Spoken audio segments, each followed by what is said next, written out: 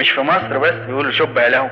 الصليب بيهاجم في الخارج، لان الايه بتقول كده: الذين يعيشون للمسيح بالتقوى المسيح يسوع يضطهدون. ما قالش في مصر، ده قال في كل حته. لان هو الاضطهاد ناتج ان مبادئ الصليب غير مقبوله في العالم.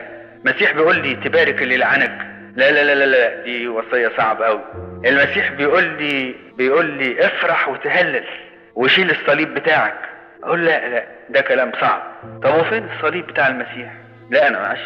فانا عاوز مسيحيه بس من غير من غير صليب. لكن المسيحي مش هيرمي صليبه ابدا. الصليب ده ايماننا الاقدس. الرب قد ملك على خشبه. ده انا عاوز صليب ارشقه في قلبي، وارشقه في عقلي، وارشقه في لحمي، وارشقه في كياني، وارشقه في كيان الكنيسه كلها، واعيش بالصليب. صليب بالفرح والاحتمال والصبر والمحبه.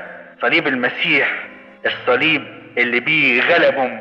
عشان كده احبائي، انا دلوقتي لا افتخر الا بصليب ربنا يسوع المسيح الذي به قد صلب العالم لي وانا للعالم.